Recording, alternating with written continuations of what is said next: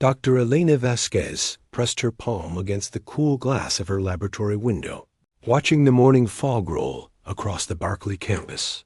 The xerobiologist had spent 3 sleepless nights staring at corrupted data files, each one more impossible than the last.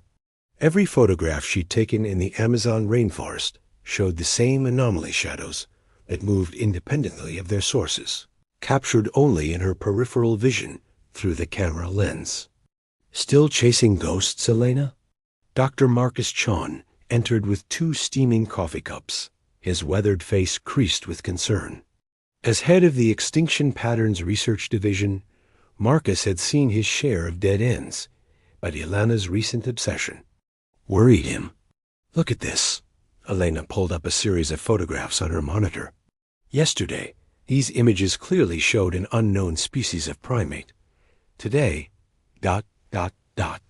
She gestured at the screen where only blurred shapes remained, as if the very pixels were fleeing from observation.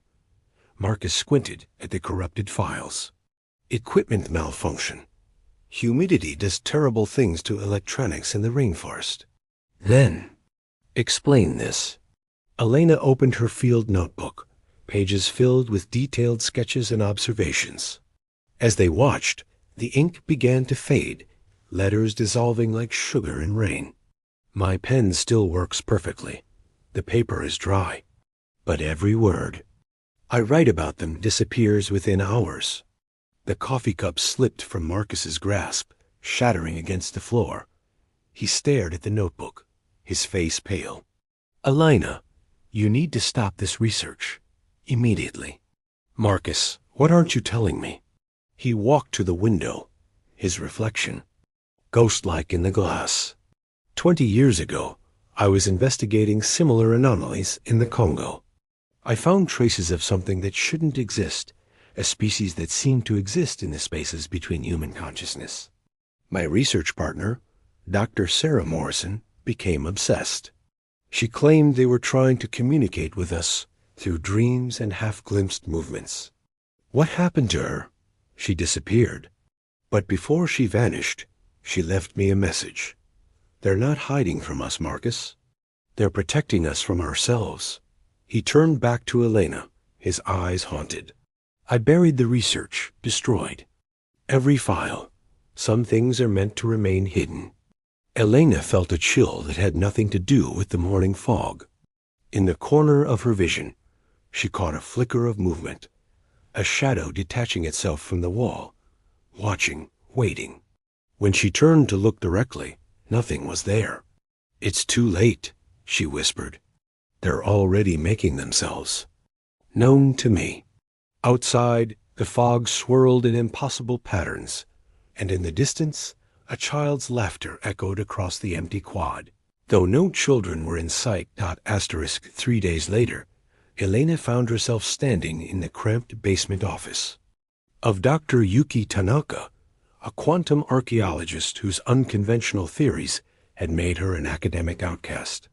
The walls were covered with equations that seemed to shift when viewed directly, and the air hummed with the white noise of experimental equipment. You're not the first to come to me with this problem, Yuki said, not looking up from her quantum resonance detector. The device was her own creation, a fusion of particle physics and archaeology that could detect quantum echoes from the past. Dr. Morrison visited me in 2137, just before she disappeared. She was investigating the same phenomenon. Elena's pulse quickened. What did she discover? Yuki finally looked up, her dark eyes intense behind wire-rimmed glasses. She found them in the quantum foam itself. The Silenti, though she never spoke their name aloud. They exist in the spaces between quantum states, in the probability waves that collapse only when observed. They're not quite matter, not quite energy, but something that bridges the gap between consciousness and reality. That's impossible. Life can't exist in quantum superposition. Life as we understand it, no. But consciousness? Yuki gestured to her equations. Consciousness might be the one thing that can exist in multiple states simultaneously. The Silenti aren't bound by our physical laws because they transcend them. Elena approached the resonance detector, which began to pulse with increasing intensity. Your machine is reacting to me, not to you, to what's following you. Yuki's voice dropped to a whisper. They've been watching you since you started your research. Look at the mirror behind you, but don't turn around.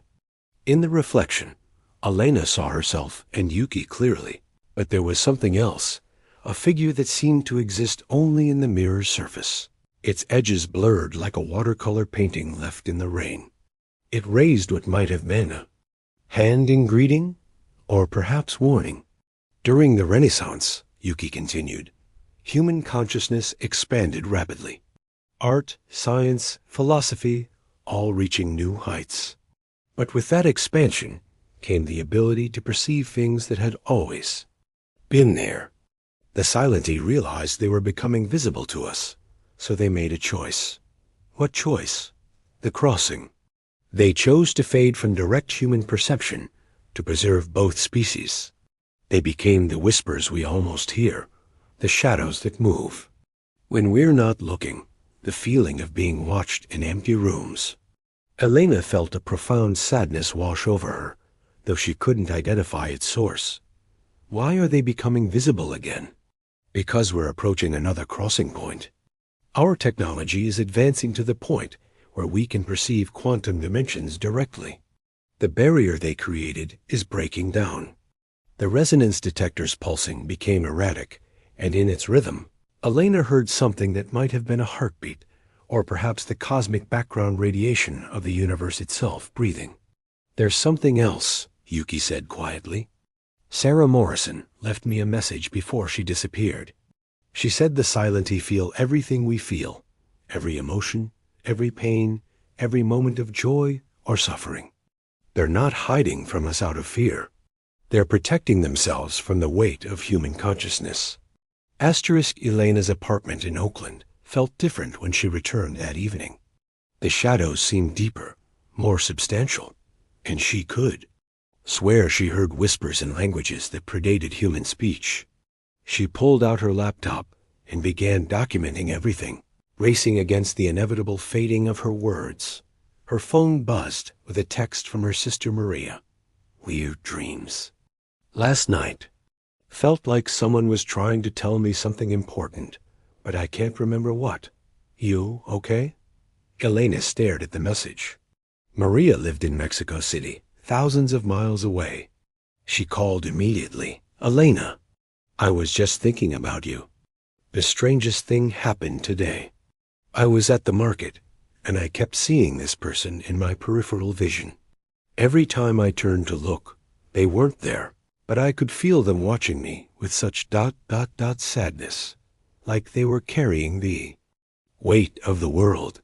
Maria, have you been having dreams about beings that exist in shadows? How did you know? It's not just me. My neighbor's daughter, little Sophia, she's been talking about her sad friends who only come out when no one's looking. She draws pictures of them, but the drawings fade within hours. Elena felt pieces clicking into place. Maria, I need you to gather everyone who's been having these dreams. I think something is happening globally. After hanging up, Elena opened her laptop and began searching for similar reports. Social media was filled with fragmented posts about shared dreams, shadow people, and the inexplicable feeling of being watched by benevolent presences. But the posts were disappearing almost as quickly as they appeared. Her doorbell rang at midnight. Elena opened the door to find Dr. Chun standing there, his face grave. I lied to you, he said without preamble. I didn't destroy all the research. I've been monitoring similar phenomena worldwide for 20 years. Elena, it's accelerating. He showed her a tablet filled with data points from around the globe. Reports of shadow beings, collective dreams, children speaking in languages that don't exist. The pattern is consistent across cultures and continents. Something is happening to human consciousness itself. What about Sarah Morrison? What really happened to her? Marcus looked away. She didn't disappear. She was chosen. The Silentee selected her as a bridge between our species. She's been trying to warn us through the quantum static, through dreams and half-glimpsed visions. Elena felt a presence behind her and turned to see nothing but empty air. Yet she could sense profound sadness, a grief so deep it seemed to echo from the quantum level of reality itself. "They're suffering," she whispered. "Every act of human cruelty, every moment of hatred or violence, they feel it all as if it were their own." "Now you understand why they chose to fade," Marcus said. "They couldn't bear witness to our pain without it destroying them. But our technology is forcing them back into visibility. The quantum computers, the consciousness mapping projects, the AI systems that are beginning to achieve sentience, all of it is breaking down the barriers they created." Elena looked at her hands and saw them trembling. What happens when they become fully visible again? According to Sarah's final message, that depends on us, on whether humanity has evolved enough to deserve a second crossing. The next morning brought Elena to the Stanford Quantum Computing Center, where Dr. Raj Patel was conducting experiments that pushed the boundaries of consciousness research. His laboratory was a maze of quantum processors and consciousness mapping, equipment that hummed with barely contained energy. "I've been expecting you," Raj said as Elena entered. "The quantum fluctuations have been off the charts since you started your research. Something is responding to your investigation." Elena studied the readouts from his quantum consciousness detector. "These patterns ... they look almost like neural activity." "Because they are neural activity, but not from any human brain." Raj pulled up a three-dimensional visualization of quantum states. "These are consciousness patterns existing in quantum superposition. They're aware, they're intelligent, and they're trying to communicate." The visualization showed tendrils of probability connecting across vast distances, linking minds around the globe in a network of quantum entanglement. "It's a collective consciousness," Elena breathed. "The Silentee aren't individual beings. They're part of a single, vast empathic network. And we're accidentally connecting to it," Raj confirmed. "Every advance in quantum computing, every breakthrough in consciousness research, is creating new pathways between our minds and theirs." Elena watched the patterns shift and flow, and suddenly she understood. They're not just feeling our emotions. They're sharing them across their entire network. Every act of human cruelty reverberates through their collective consciousness like a shockwave. But so does every act of kindness, Raj pointed out. Every moment of love, every gesture of compassion, they feel that too. The quantum detector began to pulse more rapidly, and Elena felt a familiar presence. This time, she didn't try to look directly. Instead, she closed her eyes and opened her mind to the sensation of being watched. Images flooded her consciousness. Renaissance artists painting with tears in their eyes, inspired by visions they couldn't quite remember. Children throughout history befriending invisible companions who taught them empathy. Scientists making breakthrough discoveries guided by intuitions that came from beyond their own minds. "They've been helping us all along," Elena whispered, "guiding us toward greater empathy, toward understanding. But at what cost?" Raj's voice was heavy with realization. "They've been absorbing our collective trauma for centuries. The wars, the hatred, the violence, they've been carrying it all." Elena opened her eyes and spoke to the empty air. "I know you're here. I know you're listening. Show me what you need." The quantum detector went silent for a moment and began, displaying a new pattern one that looked remarkably like a countdown timer. "They're running out of time," Raj said. "The quantum barriers are deteriorating faster than we thought. In 72 hours, the crossing will be complete, whether we're ready or not." Elena felt the weight of an impossible decision settling on her shoulders. "Then we need to ask the question they've been waiting for us to ask. Are we ready to?" Truly see them? Are we ready to take responsibility for the emotional impact of our existence on another conscious species? The laboratory filled with the sound of quantum static, and in that static, Elena heard something that might have been a cosmic sigh, the sound of a species that had been holding its breath for 500 years. Elena stood in the center of Golden Gate Park at dawn, surrounded by dozens of people who had answered her call. They came from every walk of life: scientists, artists, children, elderly philosophers, all united by the shared experience of glimpsing something extraordinary in the corners of their vision. Dr. Chun, Dr. Tanaka, and Dr. Patel stood with her, their equipment arranged in a circle that would amplify quantum consciousness across the globe. Maria had flown in from Mexico City with little Sophia, who clutched a drawing that somehow hadn't faded out, a picture of beings made of light and shadow, reaching toward humanity with expressions of infinite compassion. The moment we speak their name aloud, Elena addressed the gathering, we complete the crossing. They'll become fully visible to us again. But we need to understand what that means.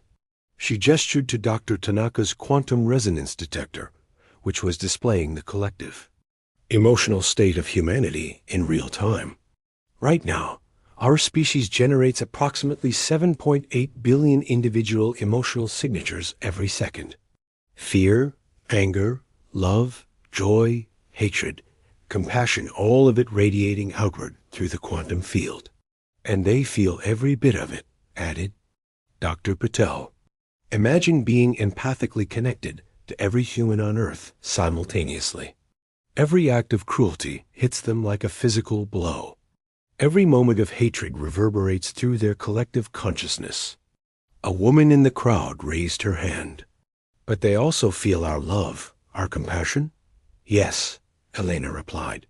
They've been with us through every breakthrough in human empathy, every moment when we've chosen understanding over fear. They've been our invisible guides toward greater consciousness. Little Sophia stepped forward, her small voice clear in the morning air. They're not scary. They're just sad. They want to come home. Elena knelt beside the child. What do they need from us? Sophia? They need us to be brave, to choose love even when it's hard, to remember that everything we feel, they feel too. The quantum detector began to pulse with increasing intensity. All around them, the shadows were becoming more substantial, more real. Elena could see them clearly now, beings of impossible beauty, their forms shifting between light and shadow, their eyes holding the accumulated wisdom and pain of centuries.